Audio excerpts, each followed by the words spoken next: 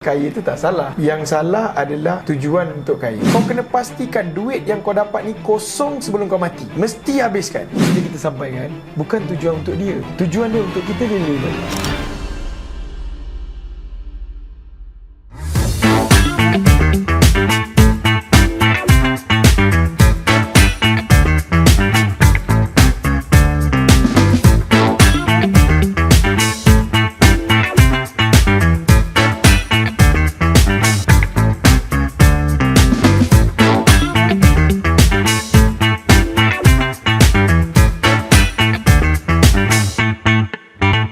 Assalamualaikum warahmatullahi taala wabarakatuh. Pagi. Selamat datang ke Fana Evo Podcast bersama saya, Tuan. Saya Fadi Ghazali. Dan saya Fadil Rasul. Lupa nak kenalkan diri. Ya. Okey, kembali kita dalam Fana Evo Podcast. Pada episod kali ni kita still dalam rezeki juga, Tuan Fadi. Sebab kita bakal berakhir lebih kurang dalam 4 bulan je lagi 2023. Ya, betul. Sedar tak sedar kan? Ya. Kalau saya rasa lah diri saya, Tuan, masih ternyanyang je hujung tahun 2022. Semua pakar ekonomi ramalkan macam mana 2023. Tak dah lagi 4 bulan nak habis dah. Ya, betul. Kan? Tapi the best part is anyway, Fadi apa khabar? Okey? Alhamdulillah sihat, Tuan. Kita masih pakai baju yang sama. Mental health okey? Alhamdulillah. Saya kena tanya. Sebab saya ada dengar satu podcast tu. Dia tanya dia punya ni, mental health okey tak? Saya kata, betul juga tu. Sebab ada orang macam nampak senyum-senyum tapi dah okay. Anyway, ya, saya setuju. 2022 orang cakap 2023 teruk. Tapi okey kan. In fact, tahun ni lebih better sebenarnya kalau kita tengok segala penunjuk aras. Dia back to normal lah. Saya rasa dia dah bukan fasa endemik, tapi dia dah fasa sebelum PKP balik. Ya, betul. Dia getting normal balik. Start balik. Dapat kerja. Recovery tu saya rasa big laju juga kat negara kita. Betul. Tapi itulah. Ya, Malaysia menuju ke depan. Cuma polarization tu makin. Polarize tu apa, Tuan? Yang saya tahu spek mata polarize. Dia macam, you know, like saya pun baru belajar politik sikit lah. Saya belajar politik sikit. Apa itu maksudnya polarize, apa makna ke kanan, ke kiri, center. Saya secular tak secular. Saya dulu apa cerita ni.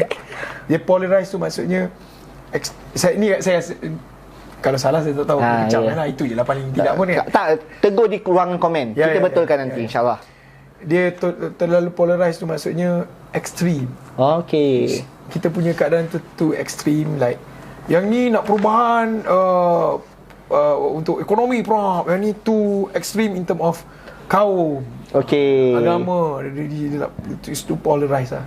So you know, like pembangunan perlu dilakukan untuk Malaysia, tetapi you know, we need to close the gap lah. Otherwise dia jadi macam US lah. Dia akan jadi like macam tu lah. InsyaAllah. So masuk isu tu So topik hari ni podcast rezeki, tapi dia spesifik kembali kepada fitrah manusia. Hari ni macam ustaz kan, kembali kepada pakai topi. Kita macam mana, kalau saya suka penampilan Ustaz Don. Okay. Dia ustaz. Tapi penampilan dia main skateboard lah. Sama juga macam one of our student juga, Ustaz Yaakob Yusra. Sebelum ni saya alhamdulillah rezeki dapat jumpa beliau. Dan dia beritahu saya, which is brilliant idea. Mungkin asbab kita bagi podcast ni ada jawatan kuasa surau ke masjid dengar, dia boleh buy this idea juga. Dia beritahu, Fadil, hang tahu tak, subuh ramai orang tak pergi masjid, dia kata. Okay, betul Ustaz, ramai lah kan. Lepas tu saya pun akui, saya pun tak adalah subuh di masjid juga. Okay, jadi Ustaz, dia kata, inisiatif kami, sebab dia buka masjid. Untuk pengetahuan, Ustaz Yaakob Yusra, dia ada masjid dekat Madat Center dia. Okay, dia buka masjid. Jadi kami buat macam mana tahu Fadil? Tim kita pun pergi Madat kan? Semalam. Okay, jadi dia membuatkan cara untuk orang muda suka masjid, cinta masjid. So dia kata, kami di sini, kami ada peruntukan budak-budak sekolah yang datang masjid waktu subuh, saya bagi RM5. Dia bagi RM5. Duit sekolah? Duit belanja dia kata. So tak ada isu dah lepas ni. Siapa-siapa yang kata tak ada duit nak makan ke apa, memang kita dah provide. Dengan syarat subuh di masjid. Wow. Macam bagus. Ya, dia kata cuba hang bayang, kita ada berpuluh ribu masjid, semua buat macam tu. InsyaAllah penuh nanti masjid dengan orang muda. Dan orang muda ni akan buat perubahan, dia kata. Betul. Kan, alhamdulillah. So insyaAllah lah, mana tahu Sebab boleh buat Pura kampung kan. Tarik idea tu. Kan? Sebab kita buat, sebab saya kongsikan apa yang saya belajar dengan ustaz, mungkin yang lain boleh terima, adalah saham saya ke atas sikit, insyaAllah. First kita kena bagi dulu lah untuk dia orang ada apa, inisiatif pergi masjid subuh lah. Ya, kan? Betul. Okey, boleh RM5. dipertimbangkan. Betul, RM5 kalau saya rasa, kalau ke area tuan tu mewah budak-budak sekolah makan. Uish. Rich dia panggil rich. Pasal putih pergi sekolah RM5. Oi, banyak Boleh beli banyak pemandam. Convert ke madam the king. Tak, jujur saya kata, ada sekali tu wife saya bagi tahu saya, cuba check beg sekolah anak saya yang tepi tu. Okey, poket tepi. Poket dia besar kan. Kata, apa benda kat tepi? Awak buka Saya buka, pemadam saja. Penuh pemadam tau. Saya kata, kau buat apa, kau jual pemadam ke apa? Dia kata, tak, dia main pemadam dekat sekolah. Yang main lawan pemadam tu. Tapi kalau tolak-tolak pemadam tu baru kita satu je kan. Ini saya tak tahulah hobi dia kumpul pemadam kot. Anyway, okey. So ni saya nak baca sikitlah hadis riwayat Bukhari ni. Manusia pada asal kejadiannya adalah makhluk yang suci bersih, tidak ternoda, apatah lagi berdosa. Ini berdasarkan pada sabda Rasulullah SAW yang bermaksud anak dilahirkan dalam keadaan fitrah.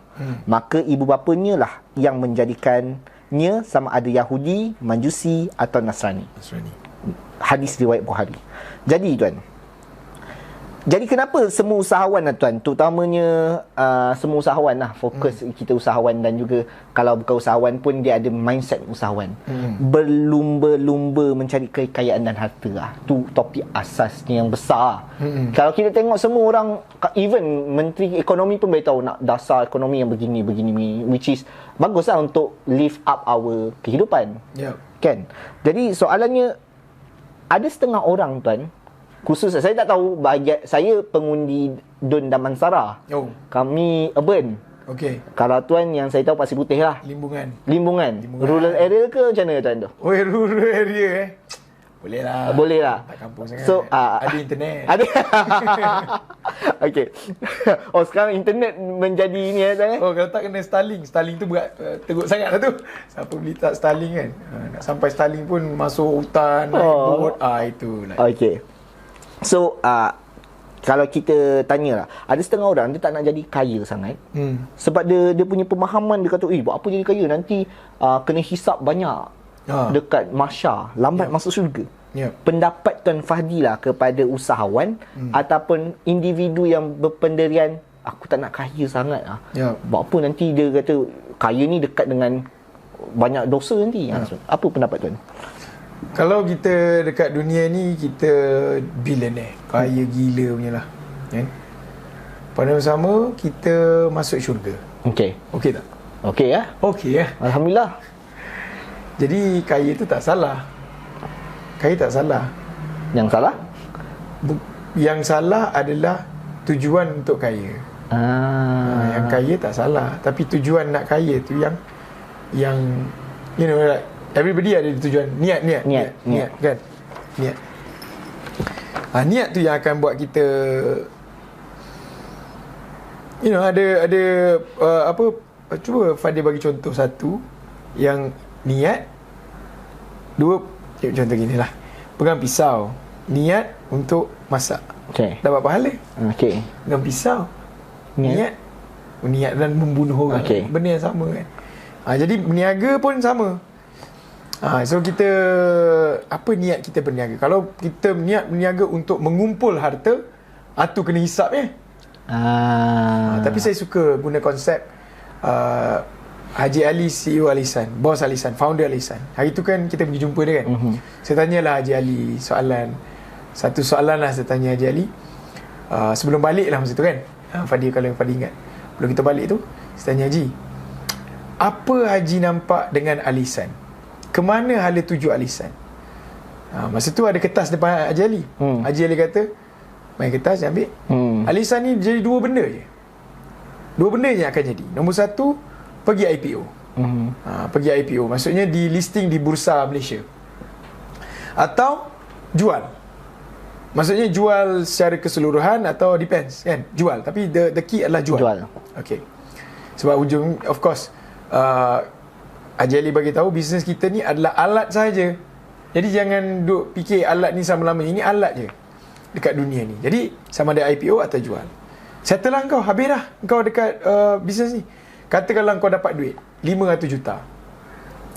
Okay, 500 juta. Kau kena buat apa dengan duit ni? Kau kena selesaikan mak, ayah, anak, isteri, keluarga semua. Kau settlekan mak saudara kau semua, settle everything. Dan kau kena wujudkan macam contoh yayasan ke untuk bantu orang lain. Dengan satu matlamat, kau kena pastikan duit yang kau dapat ni kosong sebelum kau mati. Mesti habiskan. Jadi keadaan itu apa cerita Haji Ali tu menyebabkan saya rasa inilah tujuan, inilah niat orang yang buat bisnes jadi kaya. Niat dia bukan untuk simpan, tetapi untuk manfaat kepada semua orang. So apa takeaway yang saya pegang hari tu bila saya jumpa dengan Haji Ali tu? Kau kena habiskan duit ini sebelum kau mati. Habis kan? Tinggal kosong. Kalau kita belajar ataupun kita jumpa dengan orang kaya ni kan, dia kata, oh kita tinggalkan kepada anak isteri kan? Jadi benda-benda macam ni lah. Itu cerita Haji Ali. Kawan saya ada satu hari dia jumpa, dia ni meniaga hartanah tau, dekat Kelantan. Lepas tu dia tanya saya, tuan tulis buku kan? Saya kata, tulis. Saya nak tulis buku jugalah tuan. Saya pun kata, bagus lah, tulis lah buku. Buku apa tuan nak tulis? Saya tanya dia balik. Dia kata, saya nak tulis buku tentang hibah. Okay. Hibah dan juga apa bila orang meninggal tu dipanggil apa? Wasiat. Hibah dan wasiat. Saya pun tanya dia, apa hal kau nak tulis hibah dengan wasiat sedangkan kau meniaga hartanah? Dia kata macam ni tuan, bila saya meniaga hartanah, saya banyak beli tanah. Apabila orang mati, kan Islam ajar cepat uruskan jenazah. Maksudnya kalau mati tu jangan tunggu lama-lama, siksa mayat. Kan pernah dengar? Betul lah. Maksudnya cepat-cepatlah settlekan jenazah ni, sempurnakan dia. Kita akan cakap macam tu. Tapi bab harta, okey, bab yang lain, contoh pembahagian harta, bila orang nak discuss dia pembahagian harta, kita akan cakap, alah, kubur merah lagi, kau dah seimbang pasal harta. Betul. Selalu. Betul tak? Betul. Ayat drama pun macam tu. Baru nak, ayang kau kubur merah lagi. Kau dah seimbang pasal harta. Tak boleh. Harta ni sama kena cepat proses seperti mana kita proses pula. Seperti mana kita urus jenazah. Kena settle cepat. Settle cepatlah. Okay. Sampaikan dia kata ada patutnya anak berniaga. Ayah ada harta yang ditinggalkan. Tapi tidak diurus, anak tak boleh ambil harta ayah untuk contohnya modal berniaga. Patutnya anak punya berniaga boleh jadi besar, tapi sebab ayah tidak diurus dengan elok, masuk Baitul Mal settle. Siap. Habis, lambat lagi. Habis. Jadi benda-benda macam tu lah. Jadi berbalik kepada yang tuan punya statement tadi kan, uruskan harta secepat mungkin lah. Ya. Okay, ini mungkin soalan yang sensitif juga ataupun soalan yang rakyat ataupun kita punya budaya akan alami, which is harta pusaka. Harta pusaka ada dua golongan tuan. Satu golongan yang berpihak kepada sayangnya harta pusaka, janganlah jual, ni ayah bagi. Okey, ada dari satu kata jual je lah, dengan ni mungkin dapat manfaat lain juga untuk si arwah dan untuk yang hidup. Jadi apa pendapat tuan untuk yang golongan tu? Ialah untuk yang rasa sayang, buat apa nak jual. Kalau harta ini, pandangan saya lah ikut apa dia panggil, pengalaman tengok orang lain kan. Itu atas kita. Atas kita lah. Dah jadi harta kita. Nak buat apa dengan harta tu? Ada orang nak simpan, okey, teruskan. Ada orang dia tahu harta simpan macam mana pun dia tidak memberi apa-apa manfaat, kan? Jadi dia jual, tak ada masalah. Dia Fadil pula macam ni. bagi saya lah, kalau saya lah, katalah saya ada tiba-tiba bila apa-apa baru tahu ada harta yang sekelumnya, terkejut. Macam cerita macam cerita Tiga Abdul tu. Tiba-tiba ada lawyer sampai. Kan? Teneng, saya dah bayang dah jambi edit. Boleh jadi. Kan? Apa lawyer umum, hartanya ni. Bagi Abdul saya, Wahab. kan? Bagi saya lah, itulah asbabnya untuk kita bantu si arwah. Mungkin saya tak kaya, tapi bila dah tahu declaration hartanya demikian, itulah sebab mungkin saya buat nak wakaf lah. Sebab saya ada dengar Ustaz Somad. Ustaz Somad punya ceramah. Okey.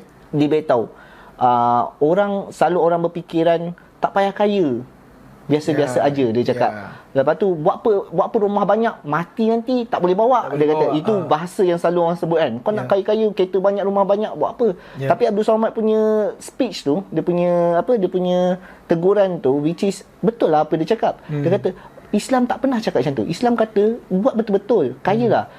Orang kata tak boleh bawa masuk syurga kereta-kereta tu. Salah dia kata. Katalah kau ada 4 kereta. 3 tu untuk anak bini kau, 1 tu kau wakaf kat masjid. Kan ke sampai surga juga benda tu, dia kata. Betul. Which is betul lah, cuma kita je tak terfikir ke arah tu. Betul. Jadi kalau saya berfikiran, okey, inilah asbab untuk kita bina pula saham ke atas. Ini modal ni kita boleh buat.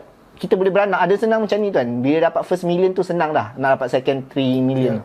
Sebab kita dah ada modal tu. Betul. Jadi mungkin bagi saya kalau ada harta, bukan saya nak cakap jual ke apa, tapi saya akan beranakkan dari sudut macam-macam benda. Itu mentaliti usahawan lah. Maksudnya kita ada mindset usahawan yang boleh kembang kan. Boleh. Alhamdulillah, betul. Maksudnya kita dapat manfaat dunia, dapat manfaat akhirat, dan juga kepada keluarga kita yang meninggal tu pun dapat manfaat. Betul. Betul. Itu daripada sudut saya lah. Jadi berbalik kepada soalan lah tuan. Bila kita dah berada semakin, alhamdulillah, kita moving forward. Biarlah YB Rafizi pun dah beritahu kita dah ada gaji maruah lah. Kita dah gaji progresif. Progresif lah. So saya nampak Malaysia akan jadi another Malaysia. InsyaAllah. Bila ni bukan sebab politik apa, ini dasar kerajaan. Sesiapa jadi kerajaan, kita sokong lah. Ya, betul kan? So bila dasar itu saya nampak directionnya begitu. So akan lahirlah high income dekat negara kita lah. Betul. Steady, semua steady lah lepas ni. Sebab mungkin itu juga pain sebelum ni. So bila kita dah makin high income, maksudnya kita ada banyak duit. Dan Tuan pun selalu ingatkan sedekah. Jadi bila kita tengok sedekah ni, kadang-kadang confuse lah. Saya pun confuse, nak sedekah kat mana ni tuan, faham tak? Bila ni kan. So kadang-kadang bila nampak FB ads ke apa pun, sekarang orang minta sedekah, buat ads sekarang. Sedekah Syria lah, buat kolam apa, buat perigi lah, macam-macam. Jadi dari sudut pandang tuan lah, mungkin beritahu kami semua rakyat Malaysia, macam mana dari sudut sedekah tu, kita nak bagi siapa dulu sebenarnya? Kita nak sedekah kepada siapa? Sedekah ni memang dalam Al-Quran ada Allah bagi tahu kepada siapa dulu kalau kita ada duit. Yang pertama, saya tak ingat dia punya susunan, tapi kalau kita ada duit, kita lalu depan kita punya wall bantuan untuk aman Palestin. Contoh. Pada masa sama, isteri kita pun nak beli susu anak. Isteri nak beli susu anak. Lalu wall bantuan aman Palestin. Ni aman Palestin nak beli susu budak. Susu bayi kat sana.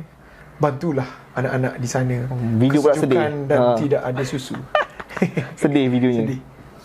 Isteri pula cakap, bang, bantulah saya dulu. Anak-anak juga perlukan susu. Jadi yang mana kita nak bagi? Al-Quran, Allah dah bagi tahu ranking dia nombor 1 adalah ahli keluarga kita dulu. Settlekan dulu semua. Settlekan dulu, barulah dia ada ranking dia. Saya kena carilah. Kalau jumpa nanti saya bagi tahu. Tapi yang first kali, ahli keluarga. Nak bagi macam pagi kita nak sedekah subuh kan. Sedekah subuh. Ni saya bagi tahu saya buat lah kan. Saya nak sedekah subuh. Lepas tu saya pun fikir, nak sedekah subuh masjid ni, pergi masjid ni, pegang phone ni, sedekah subuh. Sekejap, fikir wife kita kalau dia dapat RM50 yang kita nak bagi ni, happy tak dia? Contoh kan. Okey lah, bagi wal lah. Bagi wal. Transfer touch and go e-wallet. Okey. Dia pun duduk, dia tengah bawa kereta nak pergi kerja. Keting-keting. Wow, RM50. Dia telefon kita. Bang, kenapa ni bang? Buat beli bekal. Breakfast pagi. Contoh. Selesaikan isteri macam saya. Selesaikan semua isteri. Tapi kita bagi je lah kat masjid ke apa. Yalah. Ini bagi buat masjid, sedekah subuh, kau-kaunya. Isteri tak settle, anak tak settle kan. Mak tak settle.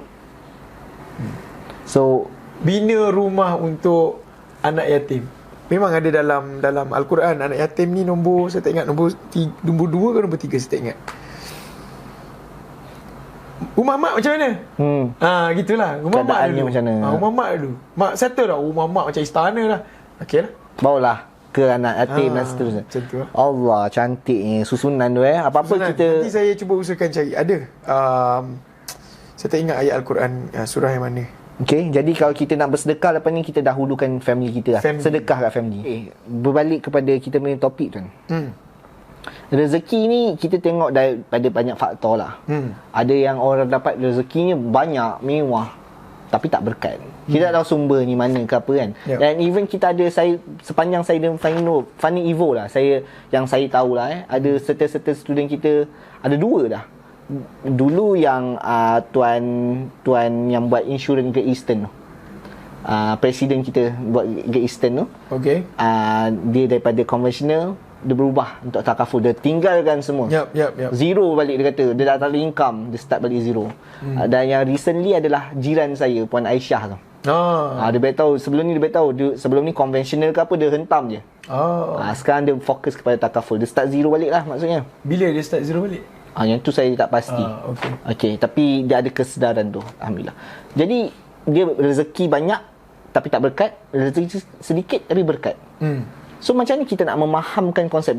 Contohlah kalau kita cakap banyak ni rezeki 2,000, tapi sekian tak bagusnya. 1,000 tapi sekian. Jadi orang yang mungkin tak faham, dia kata baik ambil 2,000, tak kisahlah. Kan? Tapi macam ni kita nak pupuk kesedaran kat orang ramai tuan, supaya sikit ni sebenarnya kau nampak sikit tapi kau faham tak yang berkat tu macam mana. Sebenarnya tu.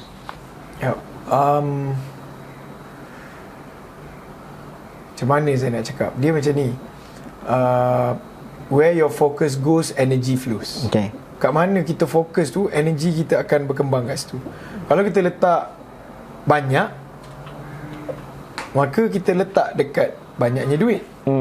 Tapi kalau kita fokus kepada berkat, maka kita akan tengok selain daripada duit. Where your focus goes, energy flows. Kalau kita tengok berkat, okey, apakah tanda-tanda keberkatan dalam hidup saya? Contoh, ada duit, alhamdulillah. Kereta okey, anak okey. Kita fokus kepada benda-benda yang dia panggil apa? Tanda-tanda yang InsyaAllah ini berkat. Gitu.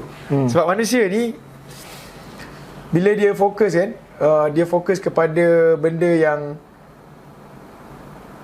banyak ni, lama-lama dia hilang.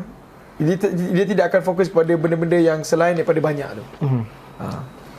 Sebab tu cikgu saya ajar, orang Islam dia kejar berkat, dia bukan kejar banyak. Sebab banyak tidak semestinya berkat. Tapi berkat pasti banyak. Banyak tidak semesti berkat, tapi yang berkat pasti banyak.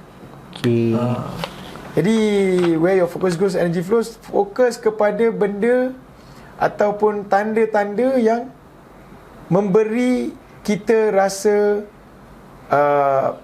apa dia panggil menaikkan iman kita, yang Allah sedang beri banyak kebaikan kepada kita. Apa selain daripada kita fikir banyak. Contoh ada orang macam apa dipanggil, dia tak perlu, dia buat kerja macam biasa, lepas tu tiba-tiba ada orang offer dia kereta, kan, dia dapat hari-hari parking tu dia bayar parking kat bawah. Tiba-tiba company kata tak apalah, mulai hari ni parking kita bayar semua.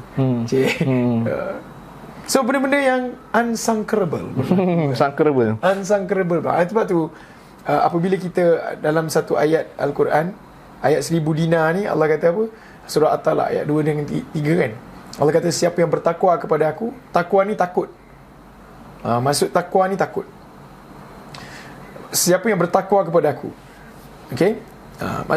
Bila kita buat sesuatu tu, kita kejar berkat. Sebab kenapa kita kejar berkat? Sebab kita takut pada Allah lah. Takwa tu kepada Allah kan. Sesiapa yang bertakwa kepada aku, pertama Allah kata aku akan bagi jalan keluar. Apa benda yang menyulitkan kau sekarang ni, menyesakkan dada kau, yang menyesakkan otak kau, Allah bagi jalan keluar kan. Jalan keluar ni macam nak cakap pernah tak berhadapan situasi lemas? Benar. Pernah pernah Benar. tiba-tiba keluar daripada lemas macam ni, okey. Lega kan. Macam tu lah rasa dia Kan? Itu dah maksudnya. Saya jalan pernah keluar. Bila tuan cakap, saya pernah melalui fasa lemas. Dan sebab itulah saya belajar berenang. Sebabnya kena lemas. Tapi nak ceritanya, masa kita lemas tu, kita mencari satu benda je. Kita mencari satu jalan je untuk keluar pada air. Betul. Bila keluar tu, lapang sungguh. Betul. Samalah. Allah kata kalau kau takwa, aku bagi jalan keluar. Kita nak cari jalan keluar. Orang yang sedang dengar podcast ni pun tengah cari jalan keluar sebab dia tengok podcast ni. Mungkin dia tengah kan?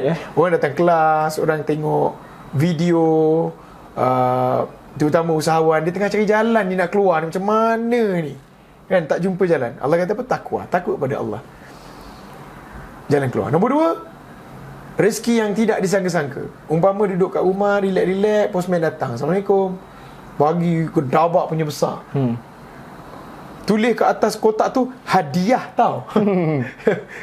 kita wow, itu pun dah happy. Belum buka lagi, buka-buka dapat something yang luar biasa. Sama, Allah kata kalau kau takwa, aku bagi kau sesuatu yang unsankerable. Jadi buat benda tu. Jadi kita kejar ni takwa. Sebab tu orang yang dia panggil apa, buat benda untuk dapat keberkatan ni, bukan sebab dia nak dapat keberkatan sahaja, tapi sebab dia ni orang yang sedang takwa kepada Allah, takut kepada Allah. Sebab tu dia buat benda-benda yang baik supaya rezeki dia rezeki yang halal. Halal ni yang bersih, yang berkat ni, insya-Allah Allah bagi lebih. Tanda dia adalah orang yang takwa, orang takut pada Allah, dia buat benda yang baik. Macam tu kan. Okey. Jadi seterusnya tuan, soalan kepada nation lah, kita kepada nation. So kita sekarang ada kerajaan. Okey, pendapat tuan lah, ada, sebab rezeki ada banyak rezeki, dan dapat rezeki tu ada asbab rezeki. Okey. Jadi pendapat tuan lah terhadap kerajaan yang sedia ada, kerajaan madani. Okey, tak kisahlah lepas ni kerajaan apa yang ada pun, still kita kena bantu kerajaan untuk sebagai rakyat. Tepikan politik sebab this is nation pula. Okey. So, adakah kerajaan juga sedang membuka asbab-asbab kita as rakyat Malaysia untuk rezeki? Dia sebab apa saya tanya ni tuan? Ada setengah orang, ada juga yang blame, ni semua kesalah kerajaan lah, salah PMX lah. So saya nak, mungkin this is ruang yang kita boleh nampak betul lah ada kerajaan. Macam contohlah Arwahayarham kita punya menteri sebelum ni, KPDN KK, Salahuddin Ayub. Dia bila dia meninggal, baru kita banyak cerita pasal dia lah antara founder ataupun pioneer berkenaan menu rahmah. Kan, baru orang sedar bila dia introduce, orang tak nampak impactnya, main-mainkan, tapi bila dia baru nampak. Sama juga macam tuan guru kita, waktu dia ada orang main-mainkan juga pesenda kan, tapi bila baru nampak. So mungkin ruang dan peluang lah. Sementara semuanya ada, adakah kerajaan madani ni antara pembuka asbab juga kita sebagai rakyat untuk dapat rezeki yang best di Malaysia? Itu mungkin kalau saya cakap ni nanti orang label saya politik lah. Kan? Sampai ada satu hari tu saya pergi ada dekat Cameron Highland, ada seorang hamba Allah ni datang daripada pusat zakat lah. Dia like somebody dekat pusat zakat. Saya tengok pusat zakat mana, dia kata saya tengok semua your video and everything. Dia pun nak invite kita pergi ke zakat. Tapi anyway, I tengok you punya content sekarang ni ada content yang politik. Dia kata macam tu. Saya kata bukan politik, kita buat podcast tu kebetulan dekat PRN, jadi kita buka lah topik untuk lebih like discuss about politics. So mungkin akan ada orang yang cakap kita level politik kan. Pemahaman ni gitu. Tapi dia macam ni, kita bukan kita orang bisnes, kita bukan orang politik kan. Saya tak pernah isi borang mana-mana parti. Okay. Kan. Tetapi setiap orang ada hujah masing-masing.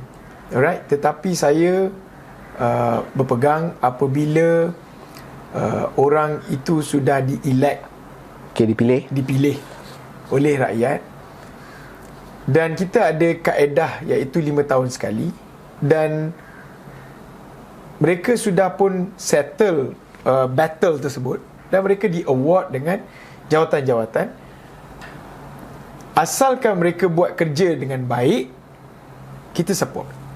Okay, maksudnya apa? Contoh, bagi saya contoh mendapat Perdana Menteri seperti Anwar Ibrahim sekarang. Okay, ada orang tak suka, ada orang suka. Okay, depend on you. Jangan cerita Anwar Ibrahim, cerita pelakon pun ramai orang suka tak suka. Kan? Tengok, kalau saya sebut apa? Siapa contoh penyanyi? Apa dia? Pelakon? Give me one name. Remy Sak lah. Remy Sak. Ada orang suka, ada tak suka. Kan? Niloufar. Betul. Ada orang suka, ada tak suka. Betul. Fazura, ada orang suka, ada tak suka. Robert Downey Jr., ada orang suka, tak suka. Kan? Jadi what do you expect? Tak semestinya kau suka, kau tak boleh paksa orang suka.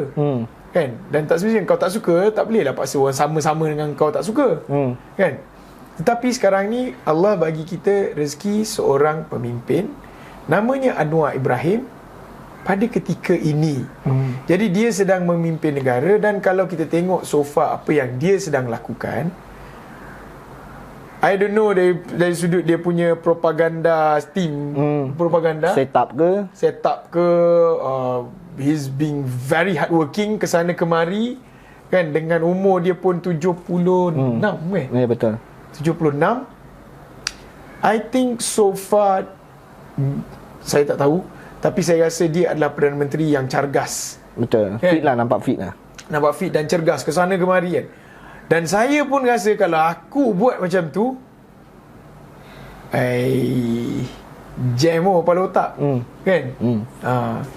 Jadi you know, like kalau you tak boleh jadi seperti Anwar Ibrahim, you follow je lah. Kalau you boleh, you masuklah bertanding daripada duduk sembang dekat social media. Macam tu kan. Masuklah bebas ke apa, tak kisah, doesn't matter. Jadi macam Syed Saddiq ke nak challenge. Jadi negara kita ni negara demokrasi. Tak ada pun kata nak masuk, awak nak masuk bertanding bebas. Tak boleh, mana boleh. Masuk je lah. Berapa ribu je pun. 15,000 deposit. 15,000 start menabung sekarang. Boleh masuk. Tapi sekarang ni Allah bagi kita rezeki pemimpin yang dapat sekarang. Okay, so kita support lah. Kalau berlaku pertukaran kepimpinan, kita support yang tukar nanti, kan? As long as dia tidak melampaui batas, insya-Allah. Nak jatuh-jatuh kerajaan apa semua tu mewujudkan ketidakstabilan lah. Pernah hari-hari main politik. Macam tu lah pandangan saya lah. So, I'm very sorry for those yang listening, sebab saya risau juga nanti orang label kan, kita tak apa nak ni. Jadi kerajaan Madani asbab rezeki ke macam mana Tan? Bagi saya inisiatif yang mereka buat. Saya ambil contoh inisiatif yang dia orang buat. Okey, kita tengoklah polisi-polisi, contoh ekonomi madani kan, Netta. Saya suka Netta tu sebab tak tahulah, ada orang komen yang macam ini copy paste Najib Nomics, apa benda dia panggil, Najib Economics kan. Polisi-polisi you know, like masa tu saya tak study pun ekonomi benda ni, tapi saya suka Netta ni. Netta ni adalah satu inisiatif yang Rafizi buat. Nanti orang kata walanon semua kan. Tapi saya suka sebab inisiatif yang dilakukan tu, bawa kita orang meniaga, Dil. Kalau contoh saya tanya Fadilah, Dil, what is your idea? Fadil kata, Tuan, kita buat macam ni, benda baru. Saya suka. Saya tak reject. Saya suka orang yang bagi new idea kan. Jadi contoh Netta ni New Energy Transformation. Apa Neta lupa saya. Cuba check jap. Neta tu apa? Neta. Sambil-sambil kita sembang, nanti orang Tak faham. bukan orang tak faham, orang ni dia cari je point. Saya tengok dekat Twitter tu lain macam. Neta ekonomi apa nama?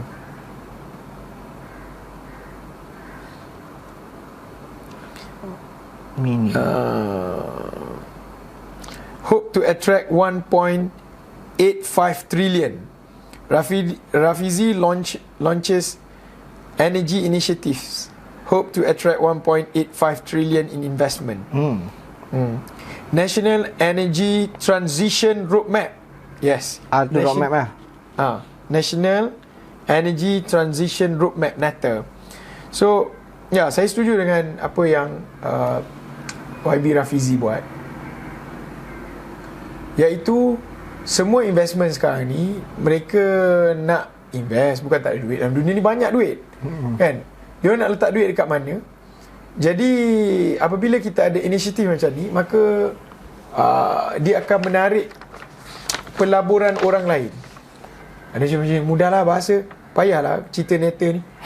Contoh macam ni lah. Ada seorang ni nak pilih tempat kerja. Kan? Tempat kerja A, tempat kerja B. Tempat kerja A, dia bagi gaji basic. Tempat kerja B, dia bagi gaji basic dan makan tengah hari. Rasa dia akan ambil mana? Kalau ikut logiknya B lah. B lah. Benefit kat situ. Apa inisiatif atau benefit yang tambahan? Ya. Kan? Jadi neta tu macam tu. Dia bagi tambahan, iaitu kita lebih memfokuskan kepada new energy, solar ke apa kan.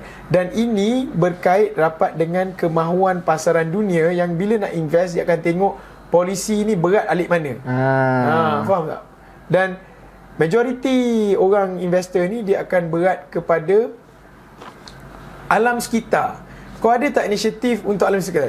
So dia nak be part of menjaga alam sekitar juga. Di samping mereka they do business and make profit, but then mereka juga nak ada tanggungjawab kepada alam sekitar. So apabila ada negara yang buat inisiatif new energy ni, maka dia kata inilah suit kita punya ni.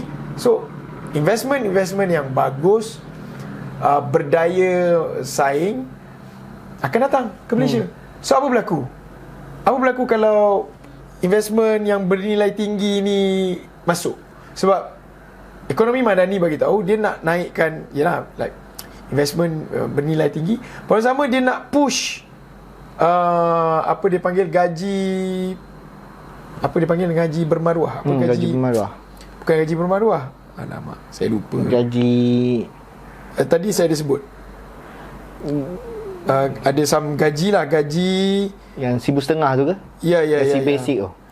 Gaji progresif. Okey. Alamak, tak lupa pula gaji progresif. So, contohlah, sekarang ni gaji RM1,500 basic. Okey. So, to be honest lah, saya waktu introduction masa awal-awal dulu gaji RM900. Introduction gaji RM900. Masa tu, you know, like business baru nak start berkembang. Saya dekat Kelantan masa tu kita bagi gaji RM400 tau. Gaji RM400. Saya pun masa Siapa staff yang dapat RM400 tuan? Boleh mention nama? Abeja. RM400, RM500 macam tu. Masih ada lagi Abeja? Abeja. RM400, RM600 macam tu lah. Lebih kurang. Around that lah. You know, like waktu dia buat gaji RM900 tu, saya like, yalah, bila kita duduk dalam kawan-kawan circle yang membantah kan, kita bakal ikut dentak je. saya mendengar dia orang kata, betul lah, macam mana kita nak survive semua kan. Tapi dalam hati saya cakap, kau carilah jalan kan masa tu lah. Tapi Alhamdulillah saya nampak satu perubahan yang baik, iaitu bukan tak boleh kita bayar gaji yang sebegitu rupa RM900 macam tu kan. Jadi, dan saya dapati apabila gaji basic jadi RM900, maka dalam market tu banyak duit. Dalam market tu banyak duit. Katakanlah orang jual goreng pisang, kan? Makcik Kiah ni, Makcik Kiah jual goreng pisang. Sebelum ni gaji dekat Kelantan 400, 500 orang kan. Jadi tak banyak lah beli goreng pisangnya. Dia sekali beli RM1, RM2. Tapi sekarang ni 900 semua masa tu. Dia dah jadi naik lah. Yalah. Jadi ekonomi makcik Kia ni makin Dinaikkan. banyak, Sale dia tinggi. Sale dia makin tinggi.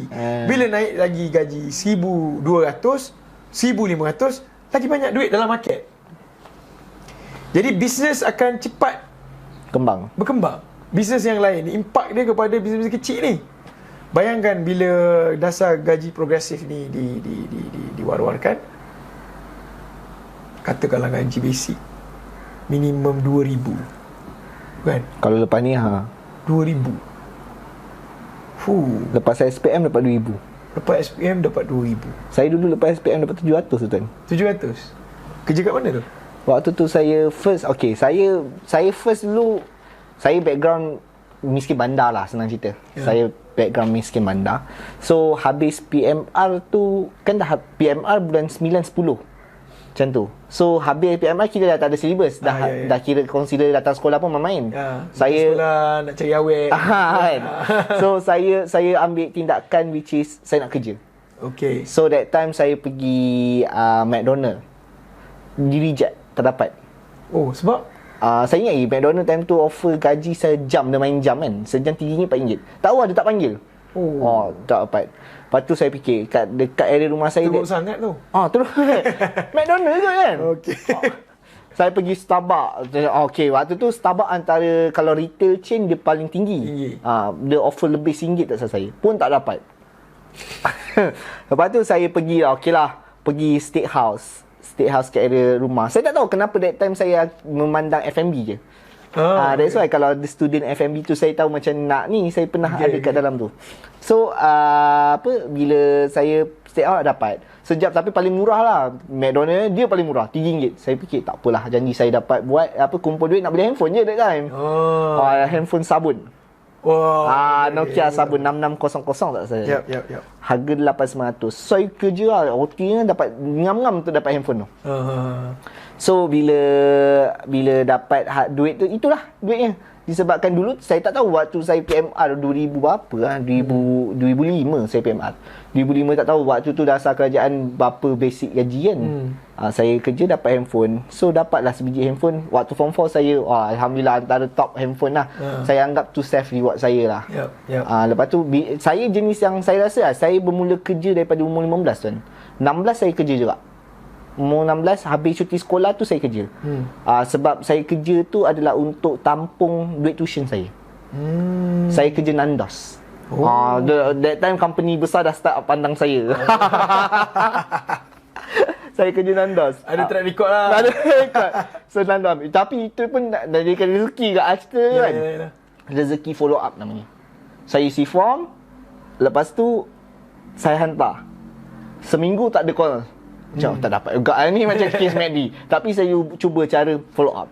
Saya tebalkan muka, saya jumpa, saya pergi, saya cakap saya dah isi borang semua. Lepas tu orang tu tanya, ada dapat call tak? Saya tak tahu nak jawab. Mungkin sebabnya saya tercakap, ya ada. Ya ada, mungkin manager tu pun tengah sabar. Bila you boleh start? Dapatnya secara consistent dengan asbabnya saya follow up lah. Okay. So bila saya dapat tu kerja Nandos untuk berapa bulan tu, saya dapat kumpul, saya dah buat kira-kira, saya boleh survive duit gaji saya, memang tak pakai apa untuk bayar duit tuition je. Survive 6 bulan ni. Untuk SPM, persediaan SPM. Alhamdulillah lah tu. Yalah, dia memang kadang-kadang ada orang cakap kita susah ke apa, tapi saya mencari jalan keluar. Alhamdulillah. Betul. Mungkin ibu saya doa kan. Betul. Asbab-asbab tu. Jadi kembali kepada kita punya topik ni. Rezeki, kembali kepada fitrah manusia lah. Jadi sebenarnya tuan, kalau kita tengok balik, rezeki ni kadang-kadang tak lambat tak cepat kan. Rezeki tak selamat. Tapi macam mana kita nak fahamkan orang? Bila kita cakap yang tu, nanti orang cakap, judge, kau boleh kau tak dekat tempat aku. Ya. Kan, kau tak faham apa aku. Tapi prosesnya begitu. Jadi apa pendapat tuan untuk orang ataupun usahawan ataupun rakyat Malaysia faham rezeki tak selamat? Dan ada juga puak yang menyalahertikan maksud rezeki tak selamat ni. Bila ni dia buat rezeki tak ada rezeki, dia berpihak macam tu lah. Jadi macam mana tuan yang kalau macam tu? Ya, itu tujuannya kita perlu tabligh, menyampaikan dakwah. Kena dakwah lah tanpa berputus asa. kalau Allah bagi pada kita kelebihan tu, maka kita cakaplah, bantulah dia untuk, sebab faham dengan tak faham tu bukan tugas kita. Kan? Beriman atau tidak tu bukan tugas kita. Tugas kita sampaikan dakwah, khidmat, tunjukkan budi yang baik. Tu tugas kita. Okey? Lepas tu Allah yang punya kerja untuk jentik hati dia. Nabi buat baik, doakan Umar, kan? Umar tu masa tu nak bunuh Nabi. Betul? Kan? Panas baran ni orang. Panas baran tu. Dengar adik baca Quran, terus swing. Adik baca Quran, tanya, kau baca apa? Baca Quran. Inilah yang Muhammad ajarkan. Mana Muhammad? Pergi cari. Duduk depan Nabi Muhammad. La ilaha illallah Muhammadur Rasulullah. Selama ni Nabi ajak, Tak nak. Keras nak bunuh Nabi, tapi hanya dengan adik baca surah itu, maka swing. Jadi tugas kita adalah sampaikan. Tugas kita cakaplah, berbuih mulut benda yang sama, kan? Kita tak tahu impak dia bila. Dia seperti mana apabila Nabi kata sultan yang bagus dengan tentera yang bagus akan menakluk kota Konstantinopel. Jadi pada ketika itu, setiap raja cuba untuk lengkapkan profesi itu. Gitu kan. Jadi ciri tu. Ya, ciri-ciri tu. Maksudnya mereka cuba buat. Kalau aku tak boleh buat, aku serah baton ni pada anak aku pula. Anak buat tak jadi lagi. Okey, bagi. Sultan Muhammad Al-Fatih bukan dia yang pergi. Awal-awal ayah dia pun dah pernah cuba. Tak dapat juga pecahkan tembok kota Konstantinopel tu. Tapi apabila kita ada satu direction, cuba lagi. So bila kita tahu yang ada, Allah bagi kita kefahaman, pengalaman, rezeki ni tak lambat tak cepat, tak salah alamat, kita lah sampaikan. Sampaikan kepada orang. Walaupun apalah cerita, apa kaitan rezeki dengan bisnes? Betul, ada tengah buat yang macam tu. Aku logik kot. Bisnes aku buat bisnes mesti dapat duit. Betul. Jadi kita kena sampaikan. Cakap lagi. Kita tak tahu kefahaman orang tu, Allah bagi kefahaman macam mana. Mungkin satu hari dia lebih faham daripada kita tak tahu. Betul. Dan in fact kita rasa kita faham, tak faham pun. Betul. Tapi kita cakap lagi. Dulu tuan, ni saya lah. Dulu saya jenis yang suka judge orang. Jenis, ialah waktu muda kan, waktu jahil, kita rasa kita bagus, kita judge orang. Tapi bila Allah tunjuk satu-satu kan, contohlah dulu Zizi Kirana, bila sebut kita tahu susuk tu Zizi Kirana, tuan kenal? Yang nak ke tak nak, lepak mama. Ya, tapi saya tak cam muka dia lah. Tak cam, okey. Nama dia biasa dengar lah, Zizi Kirana. Okey. Zizi Kirana dulu dia rapper, artis rapper. Yang berperwatakan seksi lah. Okey, tu dulu dia. Tapi kita tak tahu pengakhiran. Akhirnya sekarang dia berpudah kan. Oh ya. Yeah. Sama juga macam Nilofa. Jadi benda-benda tu bila saya tengok kan, oh betul lah. Kita tak tahu pengakhiran kita macam mana. Betul. Tapi orang sekarang suka nampak, oh kau macam ni. Akhir dia sendiri tak tahu. Betul. So that's why kita, macam saya, betul lah, saya setujulah dengan tuan cakap. Kita sampaikan lah. Ya. Dan kalau bila kita sampaikan, bukan tujuan untuk dia, tapi tujuan untuk kita. Kita cakap rezeki tak lambat tak cepat, rezeki tak salah alamat. Bukan tujuan untuk dia jadi lebih baik. Tujuan dia untuk kita jadi lebih baik. Kalau kita kata, wahai sahabat-sahabatku, ayolah kita bersedekah. Bukan tujuan tiba-tiba dia beriman pergi sedekah kau. Tak, bila kita cakap, siapa yang sedekah dulu? Kita dulu. Okay. Wahai sahabatku, ayolah pagi esok kita bangun tahajud. Siapa yang bangun tahajud? Kita, bukan dia. Dia mungkin tidur kan. Yalah. Tapi yang mengajak itu yang insya-Allah akan ada perubahan. Okey. Bila tujuan kita cakap tu, like dakwah, tujuan dia untuk kita, insya-Allah. Jadi untuk kata-kata akhir daripada tuan kepada pendengar podcast kita ataupun yang menonton, kepada orang yang lose hope lah, dia rasa dah tak ada rezeki dalam hidup dia, buat apa tak jadi. Mungkin ada yang usahawan buat macam tu juga. Ataupun dia bekerja tapi tak dapat kerja-kerja, kan, dibuang sampai sekarang mencari tak dapat. Lose hope lah, dia rasa macam aku tak ada dah harapan kat dunia. So apa kata-kata akhir tuan kepada mereka? ada satu story lah ini Fadil juga cerita kat saya. Tadi Fadil cerita. Yang mana tuan? Yang mana? Banyak sangat cerita. Yang ada seorang kita punya team, dia buat sale tak dapat-dapat. Okay, ada. Kan? Tak dapat sale lah. Buat. And then Fadil jumpa dengan dia, tanya, you know, like hubungan dia dengan family. Rupanya dia gaduh dengan mak dia. So Fadil beritahu, apa-apa pun, pertama sekali kau kena minta maaf dengan mak kau. Elok lepas tu seminggu, lepas dia minta maaf dengan mak dia, seminggu lepas tu sale dia masuk RM20,000 Full payment meletup, antara yang cepat. Jadi apabila kita berlaku susah dalam hidup ni, kita pegang selain daripada Allah, semua adalah asbab rezeki, Allah adalah pemilik rezeki. Cuba cek balik. As a Muslim kena believe benda ni betul-betul. Cek balik hubungan kita dengan Allah. Ada tak buat benda yang Allah tak suka kita buat? Cek, simple je. Mak ayah hubungan macam ni, silaturahim ada tak? Ada tak gaduh dengan mak ayah? Kan? Adik-beradik, cek balik. Hubungan kita dengan jiran tetangga, cek balik. Hubungan kita dengan majikan, ada tak kita sangka baik, ada tak kita sangka buruk dengan orang lain? Cek balik. InsyaAllah bila kita cek, perkara pertama, kalau dengan Allah, kita minta ampun pada Allah. Dengan orang lain, minta maaf. Sebab orang kita kena minta maaf dengan dia. InsyaAllah hidup kita akan mula start berlaku perubahan satu demi satu. Macam tu. Kenapa saya cakap benda ni penting, Fadil? Ada satu masa momen ni, sepupu saya, dia duduk di UK. Sepupu saya duduk kat UK, dia doktor pakar kat UK. Dia kahwin dan menetap di sana lah. Husband dia orang UK lah, kan? Dan dia ada 3 orang anak. Jadi baru-baru ni dia balik kampung. Dia balik kampung. Saya sempat borak lah dengan dia, kan. And then husband dia datang jumpa saya. Dia kata, you should be grateful to live in Malaysia. Saya kata, why? Grateful, kan? Dia kata, everywhere ada masjid. Okay, betul. Everywhere ada masjid. You can go to masjid at any time. Dekat UK, susah nak pergi masjid. Nak solat susah. You should appreciate that. So meaning like institusi untuk kita belajar tentang agama, untuk belajar iman, itu dekat dengan kita. Cuma kita jarakkan diri kita, tak solat dan sebagainya, kan. Okay, satu. Itu husband dia bagi tahu. Masa tu husband dia nak balik dah. Saya tanya, kenapa nak balik dah? Dia nak, masa tu dia nak azan Isyak. I want to bring my kids to masjid. Nak ceritanya dekat sana memang susah nak jumpa masjid. Okay.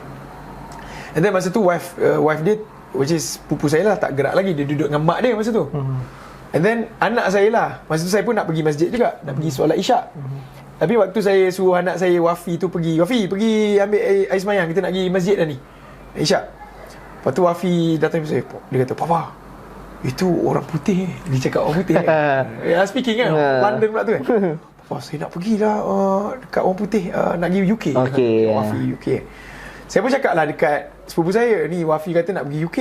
Sepupu saya cakap macam ni, pergi boleh, jangan duduk. Saya macam, hey, everybody wants, like, dia ada satu impian nak pergi duduk dekat UK, kan? Macam tanya Tuan Pudin apa impian dia, Tuan Pudin akan cakap nak pergi duduk island. Tapi dia ada, dia nak settle down kat island. Dia cakap nak duduk kat island, I don't know, like maybe scenery ke apa. Syok ada 4 musim, I don't know. Yalah. Dia kata pergi boleh, jangan duduk. Okay. Saya pun kata, kenapa? Kan? Okay. Dia kata macam ni, dekat UK, manusia sudah di UK manusia semua kosong. Saya pun macam, kosong? That's the word. Manusia semua kosong. Kenapa kosong? Sebab dia kata manusia ada, dalamnya kosong. Okay. Dalam dia kosong. Waktu dia mula-mula pergi UK, dia ambil medik. Masa tu everybody like so polite to each other. So polite. Kalau you driving, you bagi orang masuk dulu before you masuk, or you nak naik kereta, dia akan bukakan jalan untuk you, kan. Adab dia ada, very polite. ethics lah. ethics like bagus kan masa tu. And then dengan neighbour is so good and everybody like supporting each other kan masa zaman dulu waktu tahun bila lama lah dia duduk kat UK, dia start datang kat UK. But then now it's totally different. Totally different. Kenapa totally different? Apa yang menyebabkan orang UK tu kosong? Contoh, kita pernah biasa dia like human rights. Pernah dengar? Human rights. This is my rights. Right aku begini. Macam pernah tak dengar pukul anak masuk penjara? Pernah. My right. Kan? So budak punya right mana boleh dipukul? Macam tu lah lebih kurang. So everybody rasa dia panggil keakuan tu terlalu tebal. Okay. Menyebabkan I don't want to like fikir pasal orang lain. Aku kena fikir pasal aku. That's why mak dengan anak gaduh. Lantak engkau lah, mati pun matilah. Jadi mak tak bercakap dengan anak, anak tak bercakap dengan mak. Jiran, mati pun engkau pun suka hati engkau lah, aku fikir aku je. So masing-masing kosong. Mereka semua duduk dalam satu bubble. Bubble tahu bubble? Buih. Buih dia je, bubble. They're living in their own bubbles. Dia tak masuk dengan bubbles orang lain. Kenapa mereka semua kosong? Macam tu ada tattoo kan? Pakai tattoo tu lah, macam orang tengok pun takut. Sebab this is my rights. Aku nak pakai tattoo suka hati aku lah. Kan? Kenapa benda tu berlaku? Sepupu saya kata because of mereka sudah tak pergi church. Okay. Dia tak ada agama lah Christian kat sana lah. Dia dah tak mengamalkan agama. Dalam case UK tu church lah kan. Bila pergi church kat sana ajar maybe like silaturahim ke. Yalah. You mingle each other kan. Tetapi so dia kata dekat UK dia begini tau, akhlak apa begini. Dekat Malaysia begini. Kenapa kita begitu? Sebab kita ada agama yang mengikat kita. Paling kau ni kurang hajar macam mana pun kan, kau mesti jumpa raya. Mesti minta maaf. Paling kau tak pernah pergi masjid lah, kau ni memang jahil. Orang Kelantan panggil jahil tukir, memek jahil kat nok lah. Hari first Ramadan tu penuh masjid. Paling tidak kita pergi masjid kan. So kita ada agama yang mengikat kita. So bila kita ada agama, kita tidak jadi manusia yang kosong. So you need to appreciate rezeki yang paling besar yang Allah bagi kepada kita, iaitu agama. Allah bagi kita agama. Dan insya-Allah dengan agama ni, the fundamental is good. Kalau buat bangunan, fundamental tak bagus, runtuh bangunan tu. So kita ada fundamental agama. So berniaga ada agama, bekerja ada agama. Bayangkan orang yang ada bekerja ada agama, berniaga ada agama, dia akan jadi pekerja-pekerja yang terbaik, dia akan jadi peniaga-peniaga yang terbaik. Sebab ada fundamental, especially Islam ajar kita tu, jadi manusia yang bagus kan. So the fact that kita ada agama tu adalah benda yang besar. Tak orang Kelantan panggil tak nanti kena jadi ustaz nak kecek benda ni. Itu kita sampaikan benda-benda macam ni. Jadi okay, so conclusionnya adalah cubalah pergi UK, tengoklah keadaan diorang macam mana sekarang kan. Kau hajar ke tak ke kan, keakuan ke tak ke. Pergi US lah. Pergi US lah, human rights apa semua. They are so polarized, right? Everybody is talking contoh apa LGBT, sebab human rights lah. Aku kan suka sejenis. Human right aku lah. Tapi mana-mana agama melarang benda tu. Bukan Islam saja. Betul. Jadi bila ikut suka aku, ini ikut suka. Itu jadi gaduh lah, tak ada silaturahim lah. Semua yang betul adalah dia. Dia je betul. Orang lain salah. Okay. Dia patut tukar, bukan human rights, aku rights. My rights. My rights. Perjuangkan tu sebenarnya. Bukan betul. Human rights. Dia je selindung di sebalik human tu. Betul. My rights. Betul. Okay. Itu saja podcast kita pada episod kali ni. Dan podcast ini tanpa commercial break. Again, 2 episod berturut-turut. Dan sekiranya anda ada topik ataupun buah pandangan, anda boleh letak di ruangan komen. InsyaAllah kita bring up that matter untuk kita discuss bersama-sama dengan Tuan Fadi khususnya. Dan yang baik tu datangnya daripada Allah Subhanahu Wa Taala, yang kurang elok tu datang daripada salah silap saya sendiri. Saya mohon ampun kemaafan. Saya Fadil Rasul ditemani oleh Ghazali. Assalamualaikum warahmatullahi wabarakatuh. Pagi.